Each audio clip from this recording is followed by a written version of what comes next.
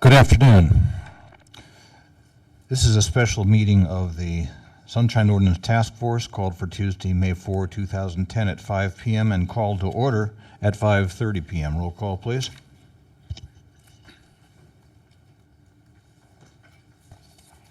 Member Nee? Here. Nee present. Member Cotton? Cotton present. Member Manny? Member Manny excused. Member Washburn? Washburn present. Member Caneba excused. Member Johnson? Johnson absent. Member Wolf? Member Wolf absent. Member Chan? Chan present. Member Goldman? Goldman present. Member Williams? Member Williams absent. Mr. Chair, we do not have a quorum. Okay. This time then, the chair will declare this meeting to be adjourned. We will, however, take public comment. I know that some of you here have some things that you'd like to say. If during public comment we get a sixth member, then I will convene the meeting. Otherwise, if public comment is concluded by the time before anyone else gets here, we will declare the meeting adjourned. There aren't too many of you in the audience, so I'm going to be a little bit loose with public comment, so I'm going to give 5 minutes per person. If you want to run a little bit over, okay. Well, this changes everything.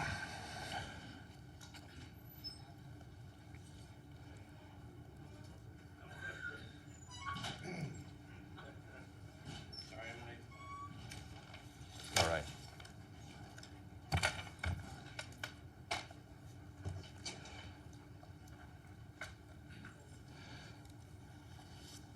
We will recommence. This is a regular meeting of the Sunshine Ordinance Task Force called for, special meeting of the Sunshine Ordinance Task Force called for Tuesday, May 4, 2010 at 5 p.m. and beginning at 5:30, 2 p.m. When we have the roll call, please, once more. Here. Nee present. Member Cotton? Cotton present. Member Manny? Manny excused. Member Washburn? Washburn present. Member Caneba excused. Member Johnson? Johnson absent. Member Wolf? Here. Wolf present. Member Chan? Chan present. Member Goldman? Here. Goldman present. Member Williams? Member Williams absent. Mr. Chair, we have a quorum. Okay. Couple of announcements. First of all, I did circulate a new summary, and the way you can tell it's new is that there is nothing between items 35 and 38. I did knock out 36 and 37 and then forgot to renumber them. So it's a little convenient inconvenience. That's how you tell that this is the latest summary. Also, we received on April 27th, 2010, a memo from now former member Erica Craven Green. This was her final suggestions for amendments to the Sunshine Ordinance. And I faxed it to Mr. Rustum, and unfortunately the first page of the fax is not clear. So I will read you the parts of the printout that are not clear. Top line, it says 2:SOTF. Next line, it says from, Erica Craven Green. Third line is the date, April 27, 2010. Fourth line, RE, final suggestions for amendments to Sunshine Ordinance. Fifth line says Article 3 is in a Roman numeral. And then in the third paragraph, where it begins change, new section 67.25C8. The second line is unclear, and that says report drafted by an attorney or attorneys, comma, the legal conclusions of the attorneys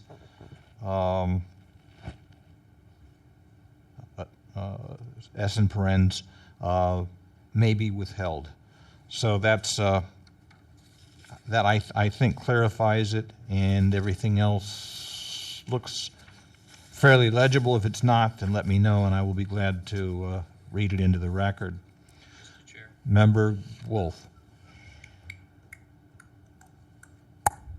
Okay.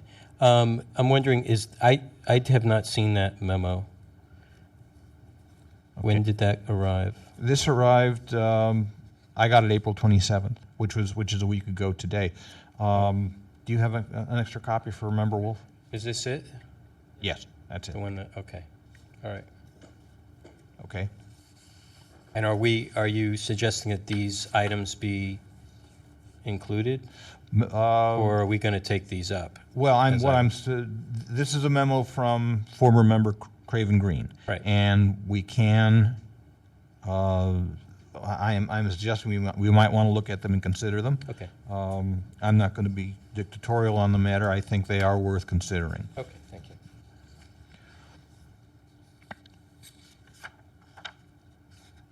Also, I have had one request for general public comment. Without objection, I will take that at 6 p.m. I believe that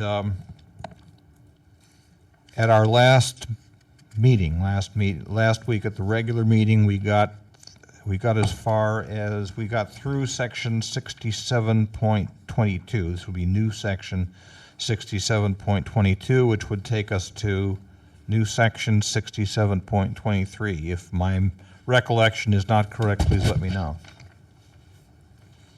I believe that is correct.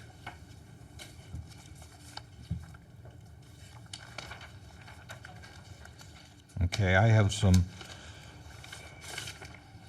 minor fixes in 67.23. These are not substantive, so I'll just go through them and we can have public comment, I think on a subsection by subsection basis for this one. 67.23C,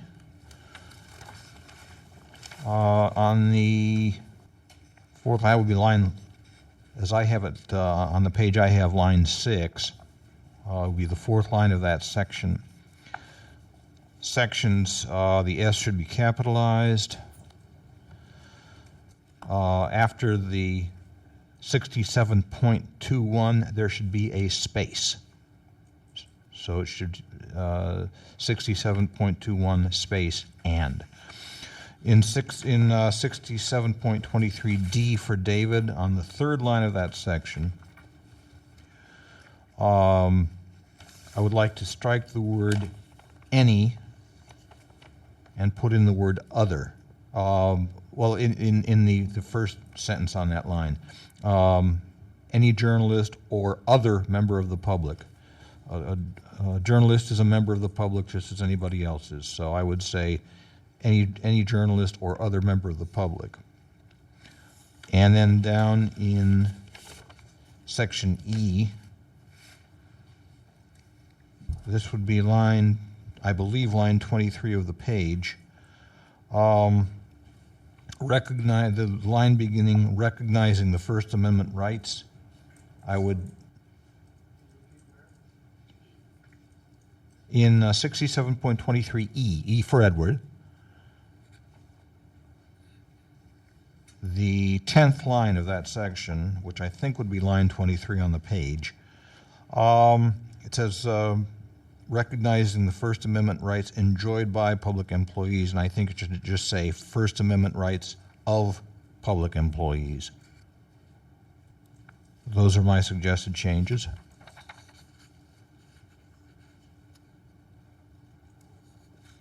Without objection? Without Okay. objection.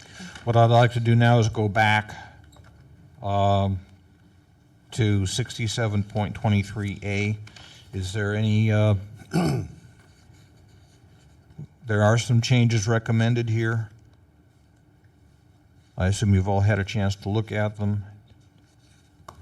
Are there any further changes requested? The changes that are recommended are now the new ones that are underlined? Or are they the current ones that are underlined? Or are they on some other document?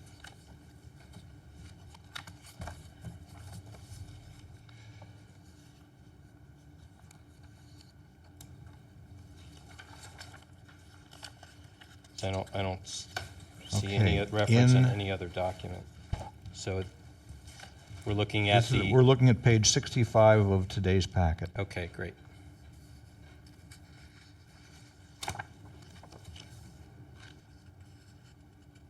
Okay, are we happy with 67.23 as? I am. As written?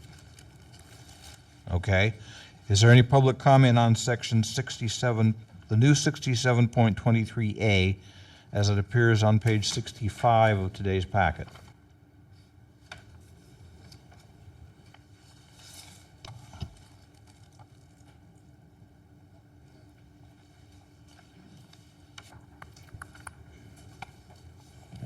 Good afternoon, members. Peter Warfield. Okay. Before we proceed further, since we do have a busy agenda, I will ask a 3-minute limit on this, 3-minute limit for public speakers.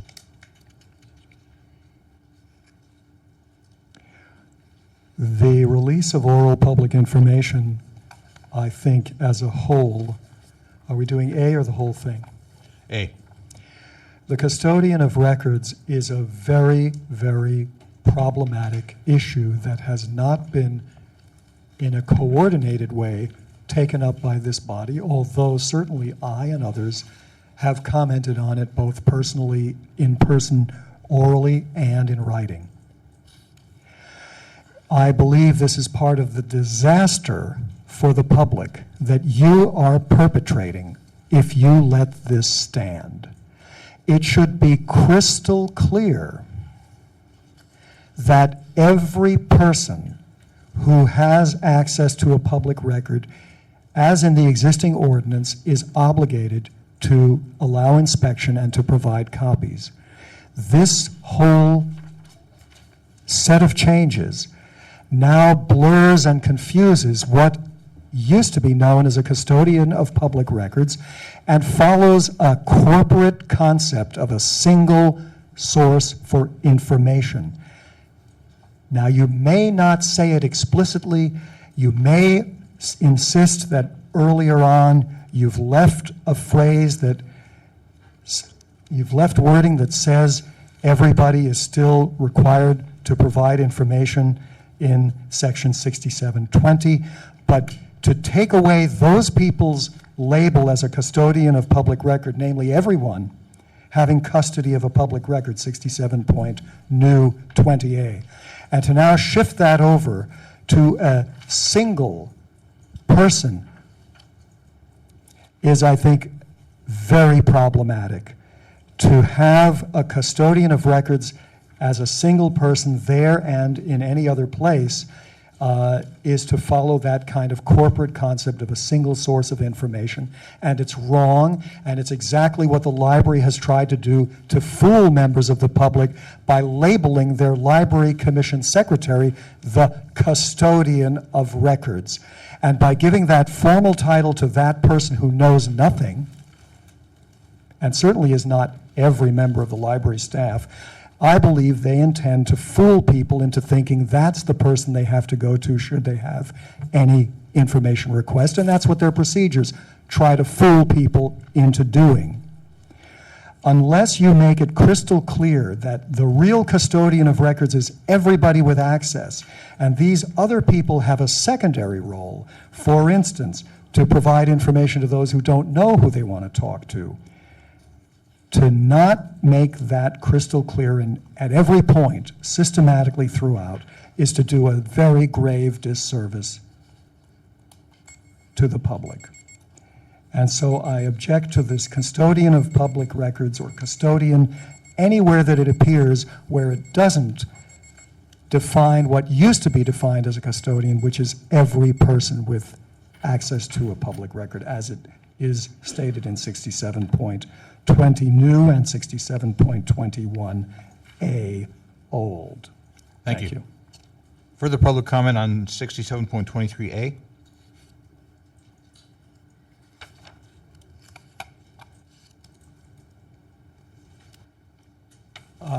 The predicate is that the person designated be knowledgeable by designating the custodian of public records as the person with knowledge without making that qualification appropriate, I think is an error, because 6720A states every person having custody of any public record or public information as defined herein shall. If you go to 6723A, it says release of oral public information shall be accomplished as follows. Every shall designate knowledgeable about the affairs of the department or policy body to provide. And then you say the department can designate the custodian of records. Does that person have knowledge? The ones I've dealt with often do not have the knowledge and push the requester or the person seeking the information to others in the department or the agency. And that just delays it, and it often interferes with the ability of the person seeking the information to get it. So under those circumstances, I think it's an error to do that. I think once, if they want to appoint the custodian of records as the person knowledgeable, that's okay. But that person still has to have the knowledge. I don't know if I've made the point, but hopefully I have, because the secretary of the Library Commission probably doesn't have the knowledge of a person who works every day over at the library. And certainly Frank Lee in the Department of Public Works does not have the knowledge of the way the department works or any of its sub-organizations, although he is going to be the custodian of public records. Thank you. Thank you. Is there further public comment on 67.23A? Hi, members. Kimo Crossman. I agree with the last two speakers in various ways. I agree with Mr. Warfield that the custodian of records scenario is still kind of a mess, and it's propagated here. And I think Alan's point about requiring knowledgeable person would be useful too. I think my main recommendation would be to strike this whole section. Strike all 6723 completely and give the second section B more prominence and a little more effectiveness. B is one where it basically allows anyone to ask anyone to ask any city employee a question. And so let's just get rid of all this custodian of public information thing that's causing all sorts of confusion and misdirection. Strike it completely and just say, hey, people can ask anybody, and strengthen that too. Strengthen that in a couple ways. One is that if you do a search through this current, through the Sunshine Ordinance, there's references to public information all the way through it. Yet it hasn't really been well understood by the public or even by the task force. The issue is, can you get information that's known to people that isn't in a written format? So if the scenario that's well known is that when the mayor is having negotiations about keeping the 49ers, they have a rule, apparently they have a rule that nothing be written down, that all discussions be oral only. And so there's no way to find out what's going on with those, because no record's created. So I would aim to strengthen section B for more, strike section A, strengthen section B to make it clear that city employees have to provide oral information if they're accurate oral information if they are asked it, and that it's not limited to what is contained in a public record, but anywhere, any information that they are aware of about city business. Thank you. Is there further public comment on 67.23A? Seeing none, public comment is closed. Task Force, Member Wolf. Yeah, I'm having been to now 4 meetings on this and hearing the continuous discussion around this major change in custodian of records, and then further now hearing members of the public, other than the ones that are here, just in other meetings that I've been at their concerns and their problems with trying to get information from a single point of source in a department and not directly from the people who have the information. I'm inclined to agree with what the public speakers are saying here today. I think the trying to change to try and invent a new custodian of records as being a single point of contact for any department to then cover all points of contact for the public, I think is weakening the Sunshine Ordinance, not strengthening it. I don't know that it really helps. I think it'll cause more problems, more time, and more effort. And in one case that I heard that somebody was telling me about a past situation, they couldn't get documentation in time for a legal case, and they lost that case because the IDR wasn't given to them. They weren't given the information even after 10 days, and they had plenty of time. So, because they couldn't get access to that specific person that had the information, they were told they had to go through some go-between in the department.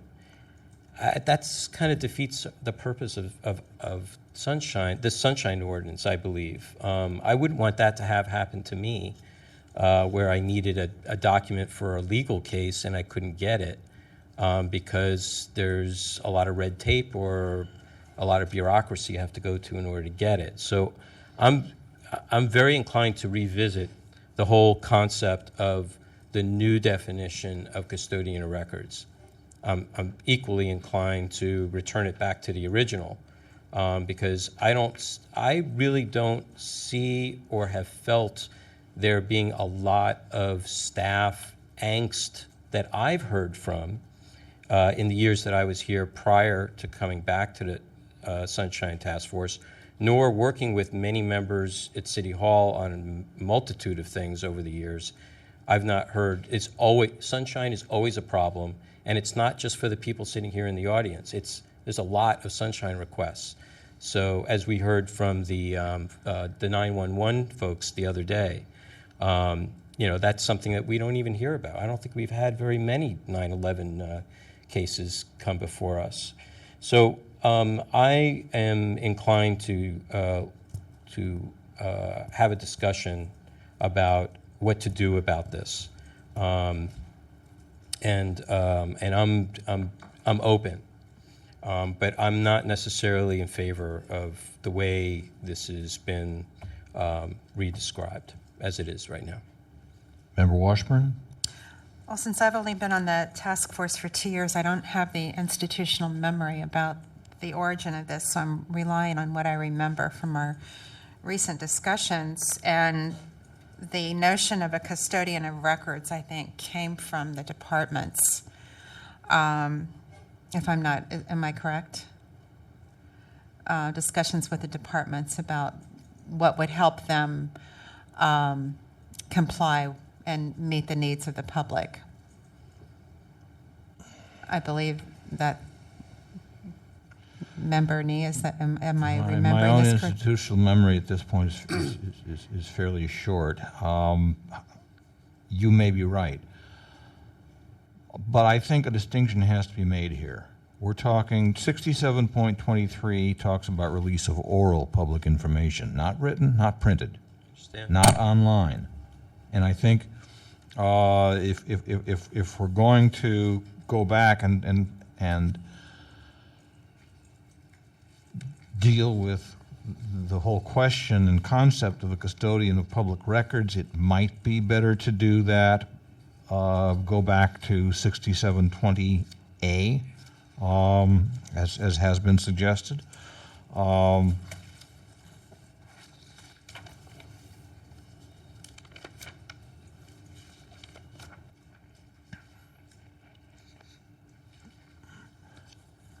Then we might want to revisit that.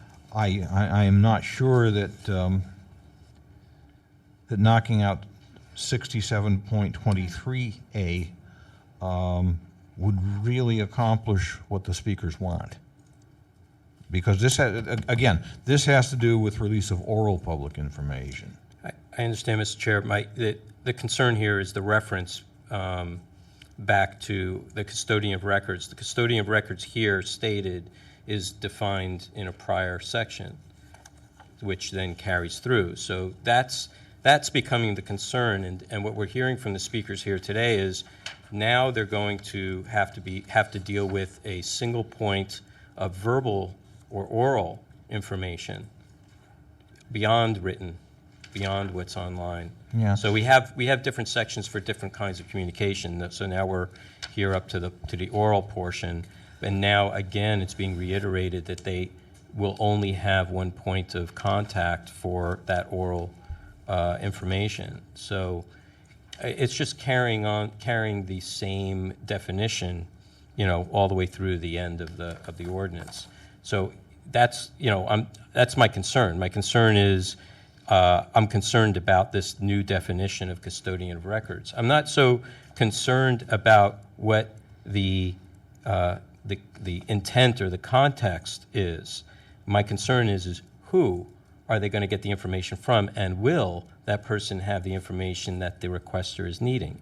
By going on personal, by the public's experience of what we hear all the time and what I hear out in the field, my concern is that this won't work. I don't think it'll work. And my only concern, and I have the same concern as what you mentioned, Member Washburn, about like the departments. And I've asked which departments have they given us in writing that they find, what they're doing an onerous task, or specifically what is onerous. And when they come before us, it's like, well, it's all onerous. We don't want to do this at all. And so we hear it from supervisors. The mayor doesn't want to do it. It's, to me, nobody wants to reveal what they're doing, and they don't want to take any time out to do it. So my concern is to make it as strong as possible, but in deference to the public, not in deference to the departments. To go from the general to the specific, what would you propose as far as language right here? Well, Member Washburn, I think, was Well, wanting to say something. I think the principle that we need to have be crystal clear in this ordinance is that each public employee, a part of their job description, a very important part of their job description, is that they must, give information to the public when asked in a timely manner, and following the ordinance. That's every employee's responsibility.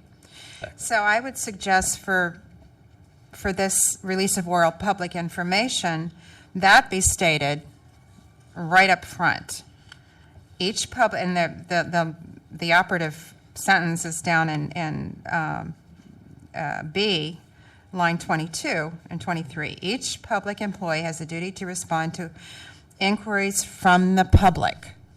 We need to hammer that home. So that's the basic principle.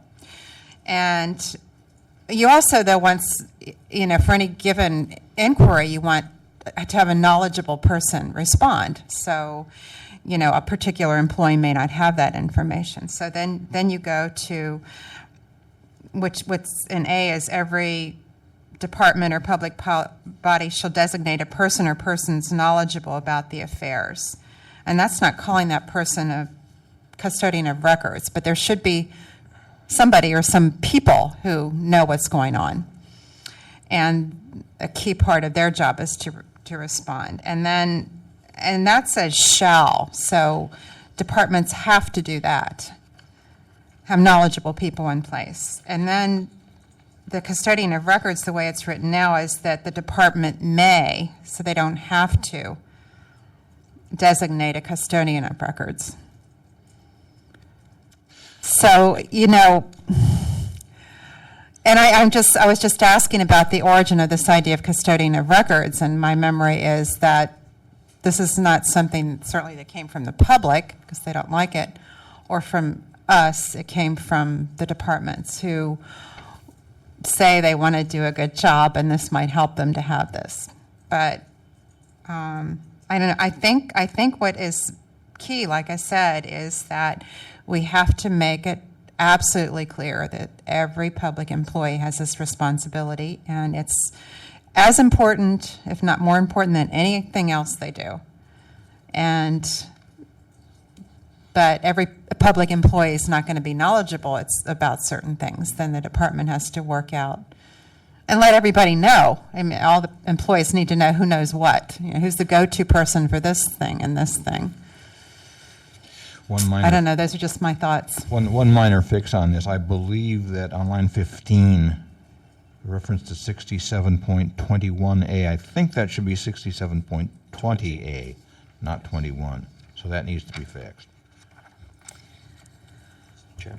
Member Wolf. Yeah, so I do have some suggestions, but I want to, entertain as much discussion to possibly maybe alter what my change is, because what I have to offer may be drastic.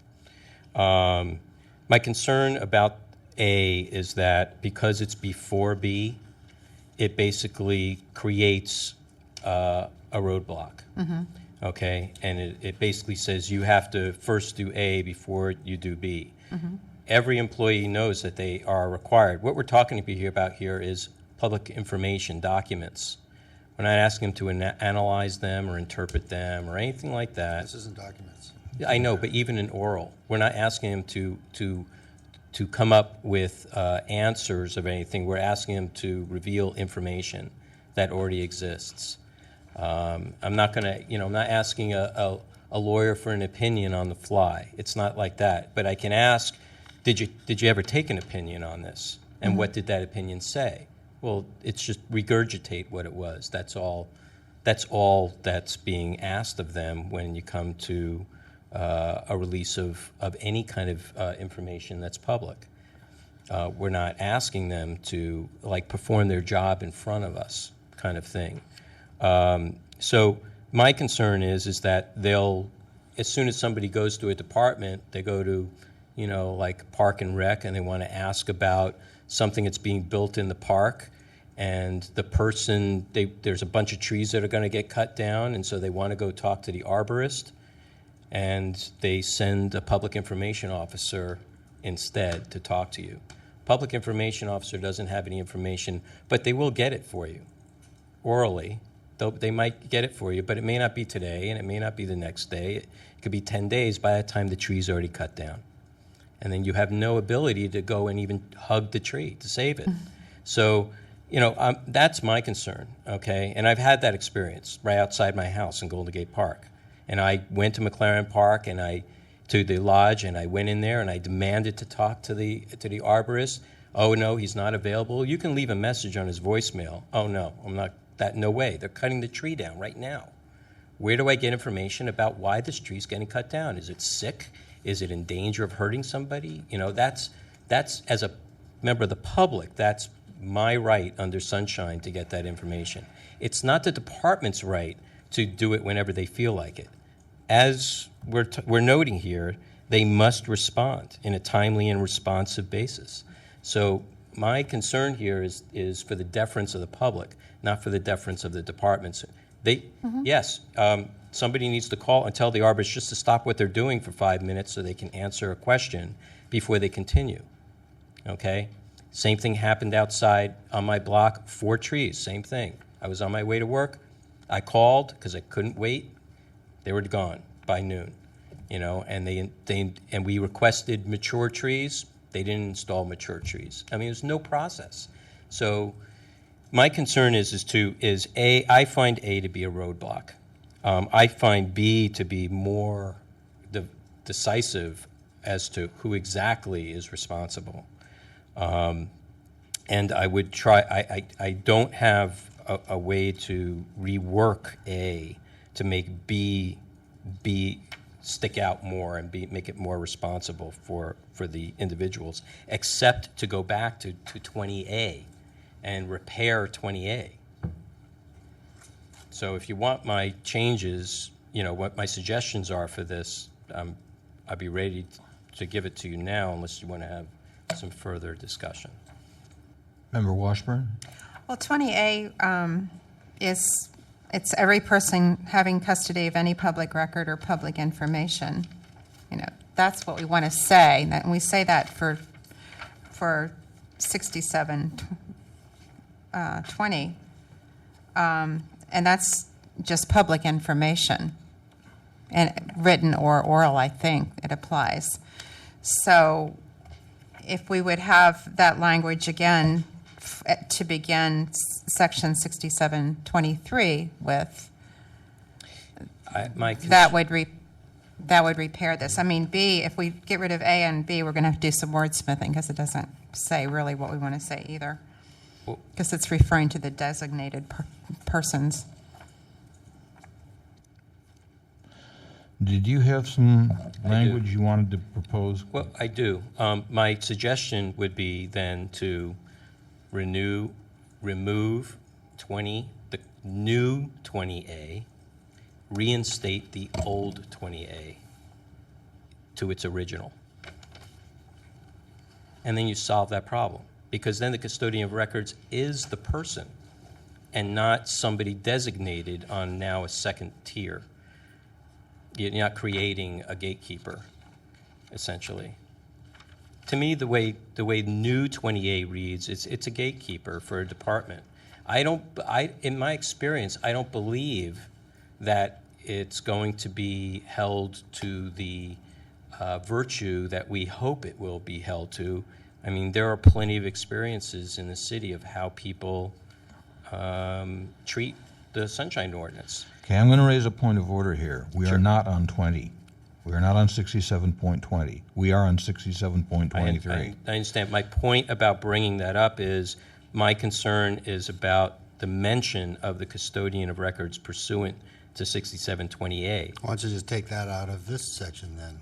Well, can I propose some additional language? Go for it. Or some new language? Go for it. All right. 67.23 would be rewritten and would comprise simply one sentence. It would read as follows: every department and policy body, not or policy body, every department and policy body shall at all times during business hours have at least one person knowledgeable about the affairs of the entity available to provide information, including oral information, to the public about the department, about the entity's operations, plans, policies, and positions. Everything else in that section goes. I like it.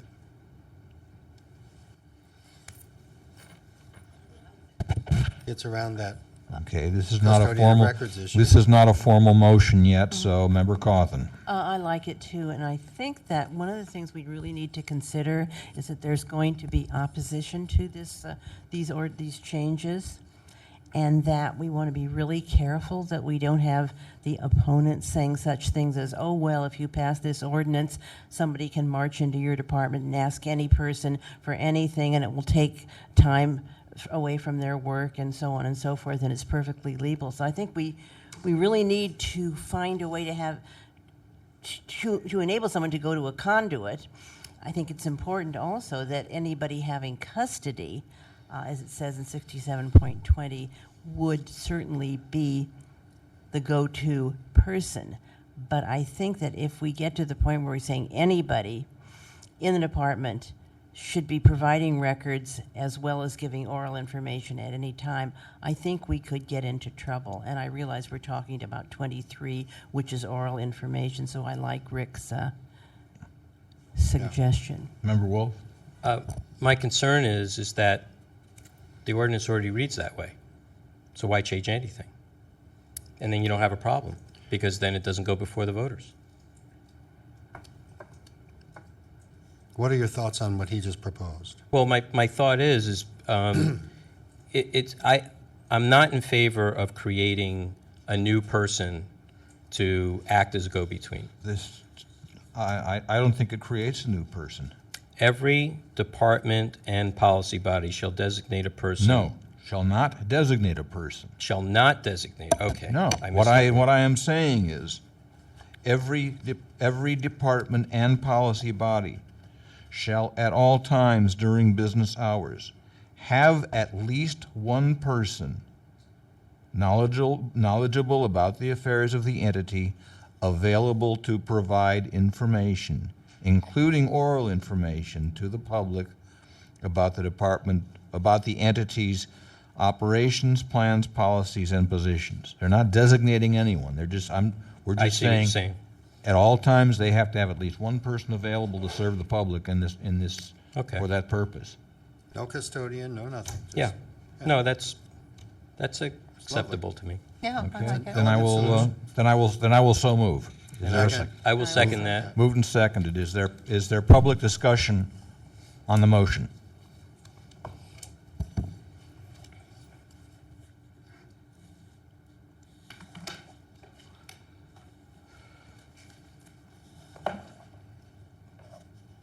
Well, first, a word suggestion. Business hours is not a term that's been used. They use normal and reasonable hours of operation in 6720A. So if you want to kind of have a consistency with that section, because it does the same thing.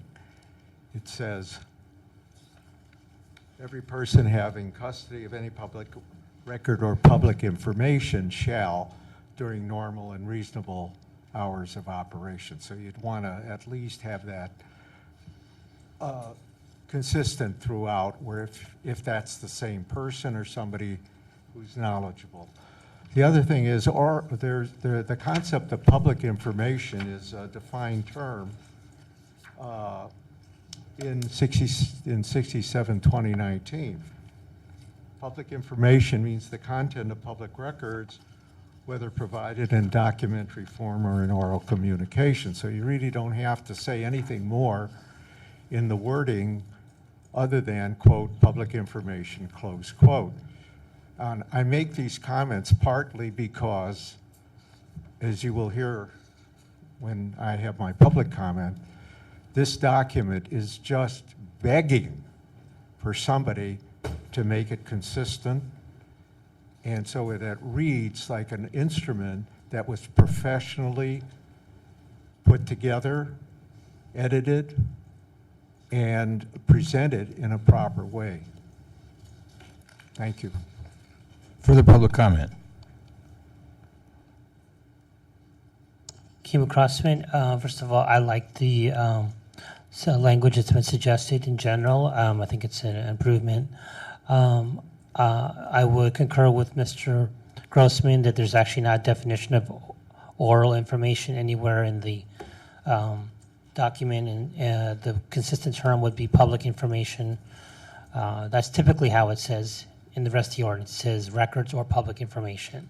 So I would just say, if you want to add oral to the front of it, you can, but there's not a phrase oral information in the document currently. The only other change I would suggest would be to switch A and B and make section B, which talks about every employee's responsibility to give information, oral information, put that up on top, and then B would be this one we're talking about now, to give it a little more prominence. But that's a minor thing. So besides that, I think it's an improvement. Thank you. Thank you. Further public comment?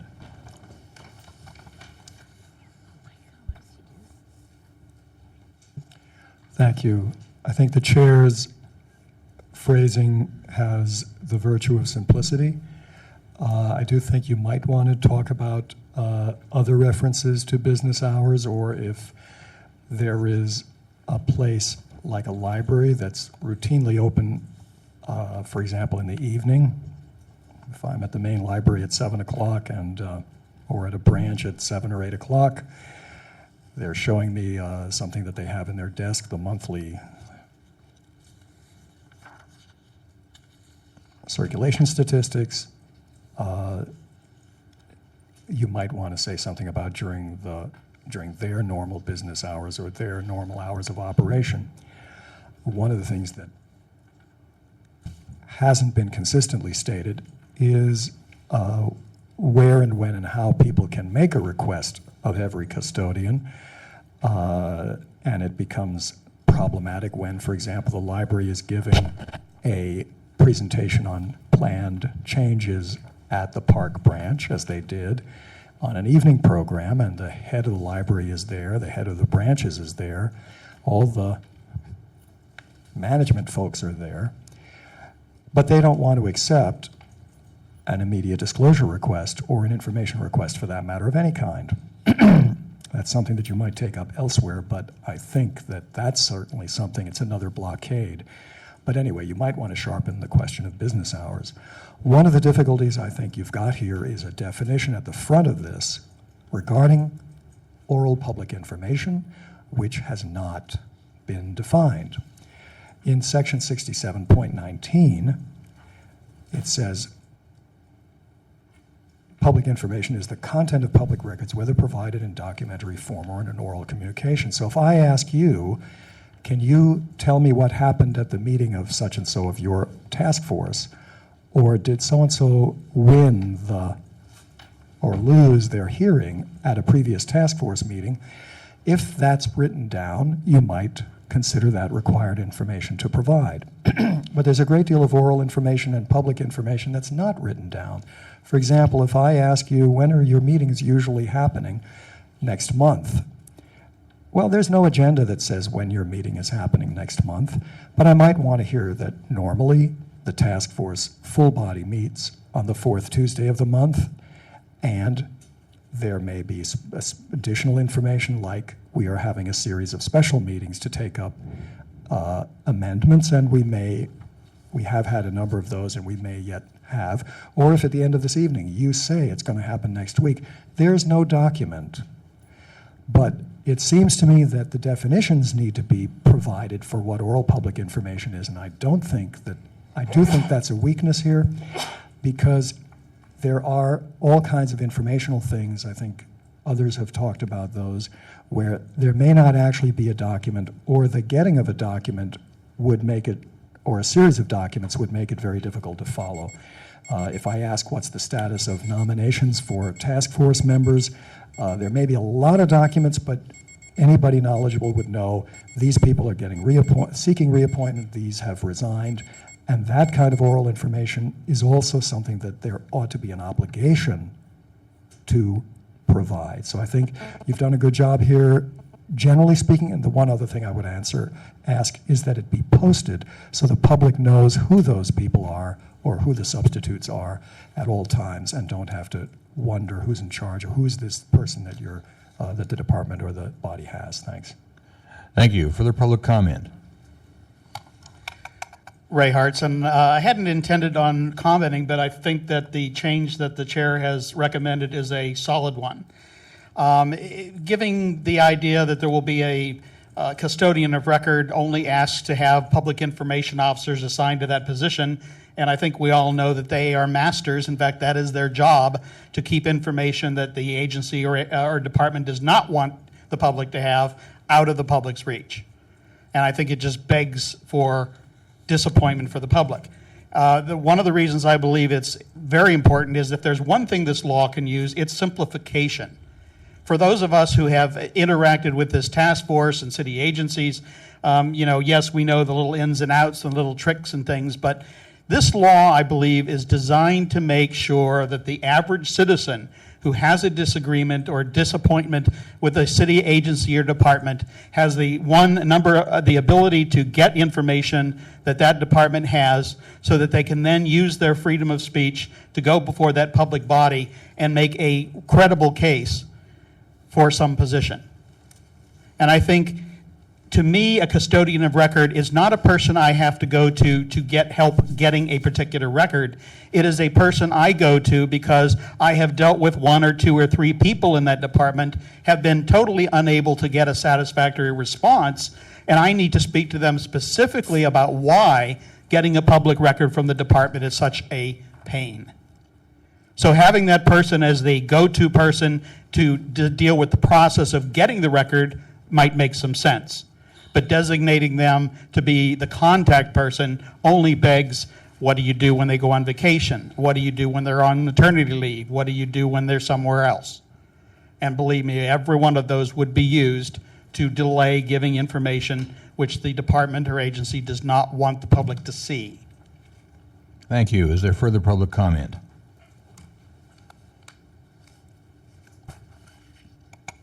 Good evening, Ellen San. I agree and support the chair's new language. But I want you to know my very recent experience about custodial records. Recently, I asking the Central Permit Bureau and give me the payment we make, and they are able to immediately give to me, okay, from the computer. All right, so 2 weeks ago, I sent it to her, ask her for another payment. Then she says, "Oh, this is proper information you request. Go to forward to Straw, William Straw." And then William Straw answered it and said, "Oh, we are checking either or not you have paid anything." At that time, next day, and then the CFO, Ms. Levine, says, "Oh, yeah, we have the records." And I said, "So, may I have the record then?" And then the next day, she says, "Oh, now, Mr. Straw is the custodial record. He will contact you." Okay, I get the email from Mr. Straw. We have to consult other departments, agencies, and then we have to try to locate if we have the record off-site. So I said, I asked him later, I said, "What agency you have to contact and what record you have to put off-site?" I'm just asking for the payment. It's accounting. It's a financial record, and there's no answer from him anymore. So a simple document, it can be produced as a central permit. Now, they create the custodial record, which is Mr. Straw. So you cannot get anything now. You have to wait until, I said, "When are you going to produce the record to me?" No answer for him. So if a Sunshine, go to ask if Sunshine request of document, we cannot get it. I don't know where I can get it. I don't know. I mean, I think that I would like you to consider what we have been go through for a single document for a payment. Very important to us because we paid now the DBI says the check was cashed by somebody. And then who's cashed the check? And then they says that record, they don't have record because it didn't sign. Somebody didn't sign, but was allowed in that year. So it's, this kind of things gets me very frustrated. We pay for the fee for money. A simple record, we cannot get it. And thank you for your consideration. Thank you. Further public comment?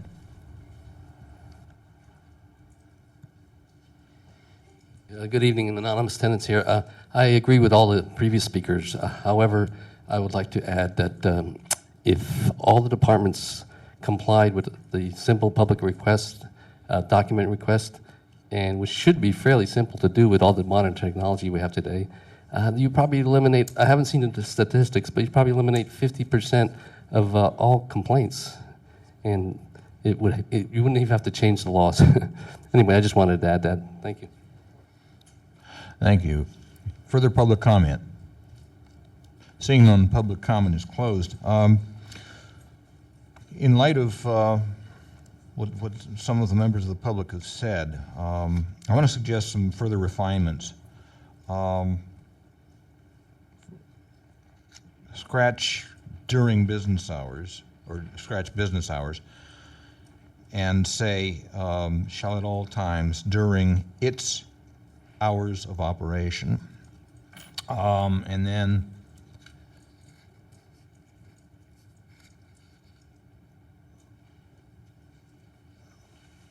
after, and then say available to provide public information, period.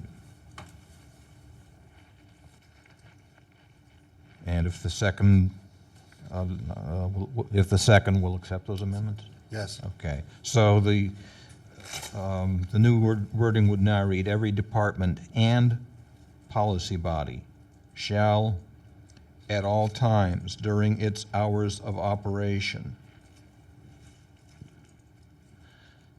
Have at least one person knowledgeable about the affairs of the entity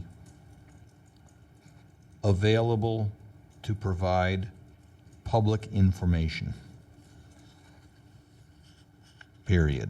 And the rest of that, again, the rest of that section would be stricken. Is there further discussion among the task force? May we have the roll call, please? On the motion, Member Cawthon? Aye. Cawthon, aye. Member Washburn? Aye. Washburn, aye. Member Wolf? Aye. Wolf, aye. Member Chan? Aye. Chan, aye. Member Goldman? Aye. Goldman, aye. Member Nee? Aye. Nee, aye. Mr. Chair, we have 6 ayes. Okay. I have a point of information. When are these amendments due to a supervisor so that we will be able to get them on the ballot? Well, the supervisors, we would have to get them to the supervisors by the middle of this month. They, if we want 4 supervisors to sign off on it, Right. they must do so by June 15th or 16th. That's their deadline. And so we would need to get it to them to give them time to digest it, make any changes they want, take it to the city attorney for approval as to form and content, get an estimate from the controller as to the budget implications of this, fiscal implications. You know, it'll So you're take, saying May 15th is the deadline? May 15th is the deadline for us. Because here's what I'm saying, what's worrying me. We've got a load of information to go through, and we've got a lot of public that wants to speak, and we have members also, I think, who have thoughts. I'm afraid we're not going to be finished. Well, And I'm wondering if you're- anyone has any ideas as to you're- how we could expedite the process. Member Wolf? You know, for me, it's more about how much can we strengthen what we know is broken, or what needs to be strengthened, or what needs to evolve over the past decade or more to speak to today's times. I think that's what's important, and I think that those kinds of concepts are what the supervisors are going to want to listen to on how to make it, you know, these supervisors, I've spoken to them about this kind of stuff. They are very open to making a lot of these kinds of changes. But we don't have to give it all to them. We don't have to give the entire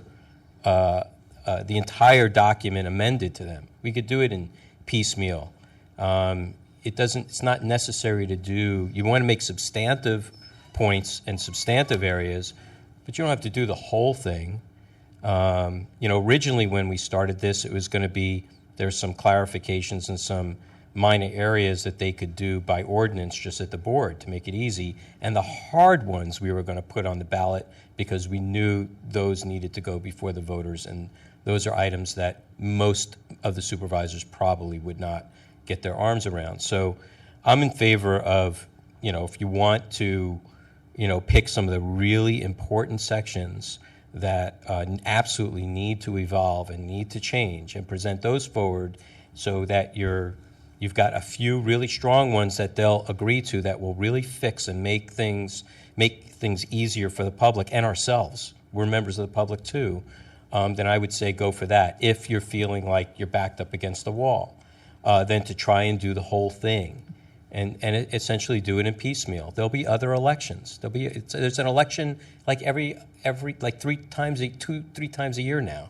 It's like 24/7, 365. So, you know, my thing is I'd like to try and get something before the supervisors in a way that will be easy for them to swallow. If they're really huge items, don't give them 25, give them 5.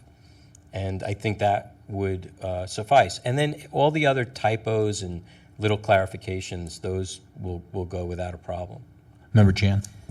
I agree with Member Wolf, and you know this process has been dragged too long, and we need to move forward. And I would go for a proposal of finding the substantial ordinances that needs to change. Like, I guess what Member Wolf says, 5, and then go for that.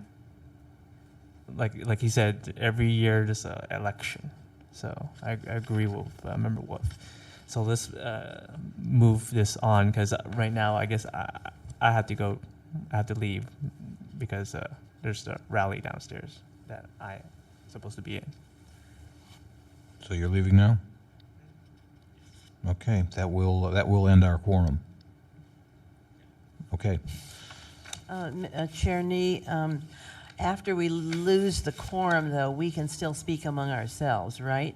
And also take comment from the public. No, I would say we could not. We can. I would say speaking among ourselves would not be prudent. We can. Excuse me. I'm sorry. We can take further public comment, and I know that there was some general public comment that is going to come forth. But for us to speak among ourselves would not be, it would violate sunshine. I think that the problem that we're having at these meetings is that for one reason or another, people are unable to come and they're unable to stay. And we do, for the sake of the public, we do need to get this done. And I mean, I think that should be our focus. Perfection is not of this world.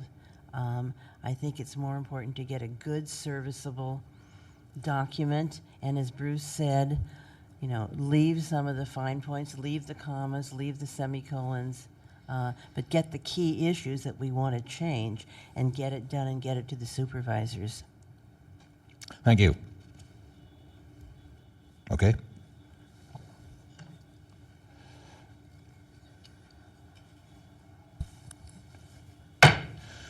We have lost a quorum. This meeting is adjourned at 6:33 p.m.